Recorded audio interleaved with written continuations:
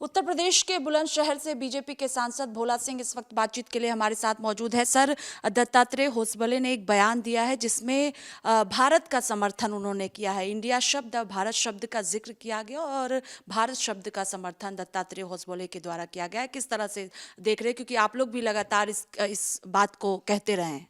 देखिए, ये बहुत ही जो उनका स्टेटमेंट है, मैं भी उसका समर्थन करता हूँ कि इंडिया को भारत के नाम से ही जाना चाहिए। और हमारी सरकार ने कई विषयों पे, कई एजेंडे में भारत ही उस पर मेंशन किया है और नोटिफिकेशन में भी भारत है और भारत ही रहना चाहिए, क्योंकि हम हिंदुस्तानी हैं, भारतवासी हैं। तो भारत जो हमारा शब्द है वो हमारी संस्कृति, हमारी कल्चर को दर्शाता है। तो निश्चित ही भारत ही है, भारत ही होना चाहिए। आपने देखा था जब इंडिया और भारत का जिक्र शुरू हुआ था, उस दौरान विपक्षी पार्टियों ने विरोध भी किया था। दत्तात्रेय होसबले ने यह भी कहा है कि reserve bank of India English में कहा जाए तो हिंदी में रिजर्व बैंक ऑफ भारत क्यों नहीं कहा जाए। अब ये नोटिफिकेशन और गजट का विषय है, इसमें हमारी सरकार क्या कार्रवाई करती है तो सरकार के जो हमारे शीर्ष नेतृत्व है उनको निर्णय लेना है।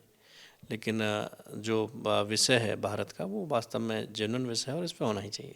इससे हटकर एक सवाल है कि संसद का सत्र चल रहा है, वक्फ बिल को पेश किया जाना है, कहा जा रहा है कि इसी बार पेश करेगी सरकार। All India Muslim personal law board भी लगातार विरोध कर रहा है और विपक्षी पार्टियों ने तो सदन में भी कहा था और लगातार इसका विरोध भी जता रही है। देखिए, ये अननेसेसरी विरोध है वक्फ बोर्ड के बिल को लेके, क्योंकि जो इनकी डिमांड थी, जब हमारा बिल पेश हुआ था लोकसभा में, तो विपक्ष ने कहा था कि ये जेपीसी को बिल जाएगा, उस पर डिस्कशन के बाद चर्चा में आना चाहिए। तो हमारी सरकार ने भेजा, उसके बाद उन्होंने उसकी समय सीमा बढ़ाई, वो फिर हमारी सरकार ने बढ़ाया। लेकिन उसके बावजूद भी आपने मीटिंगों में देखा होगा कि जो विपक्ष के लोग हैं वो एक विशेष लोगों को राजी करने के लिए इसका विरोध कर रहे हैं। एजेंडा उनका इस बिल का विरोध करना नहीं, एजेंडा उनका किसी विशेष वर्ग को राजी करना है।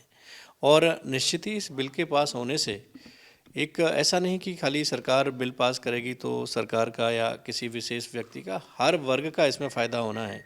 जो मुस्लिम लोग हैं, मुस्लिम लोगों का भी इससे फ़ायदा होगा इस बिल के पास होने से।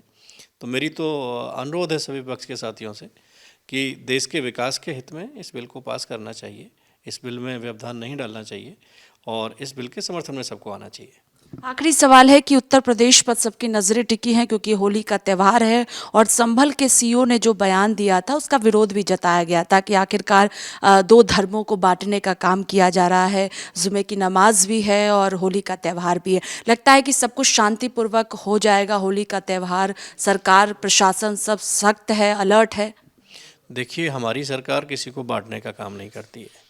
सबका साथ, सबके विकास के मूल मंत्र को लेकर हमारी डबल इंजन की सरकार, देश की सरकार, उत्तर प्रदेश की सरकार कार्य कर रही है। ये कुछ लोग हैं जो इस तरीके की घटनाओं को लेके विवादों में रहना, विवाद पैदा करना चाहते हैं। अभी जिस तरीके से पिछले कुछ समय से संभल में हमने देखा कि किस तरीके से हमारी धार्मिक आस्थाओं पर कब्जा किया गया, किस तरीके से हमारे लोगों के साथ में शोषण हुआ है, अब वो चीज़ें सामने आ रही हैं। तो उन चीज़ों को देख के उसको ध्यान लोगों का भटकाने के लिए वो इस तरीके के उसमें हैं। देखिए, जुम्मे का नमाज, हमको ये नहीं कहते कि नमाज नहीं पढ़ना चाहिए, बिल्कुल पढ़ना चाहिए। लेकिन इसके साथ साथ होली का त्यौहार है जो एक साल में आता है। होली भी भव्य रूप से मननी चाहिए, उसमें किसी को व्यवधान या आपत्ति नहीं होना चाहिए। अगर हमें नमाज में आपत्ति नहीं है, हमें ईद में आपत्ति नहीं है, तो उन लोगों को होली में आपत्ति क्यों है, जो कि साल भर का एक त्यौहार है। तो निश्चित ही प्रशासन पूरे अच्छी व्यवस्था के साथ में अपना होली का त्यौहार वहाँ पे मनेगा, शांतिपूर्ण उससे मनेगा। और जो लोग नमाज पढ़ना चाहें नमाज भी पढ़ें, कौन मना किया है। बहुत शुक्रिया बातचीत के लिए। कैमरा पर्सन देवेंद्र के साथ स्वाति पाठक, भारत समाचार, दिल्ली।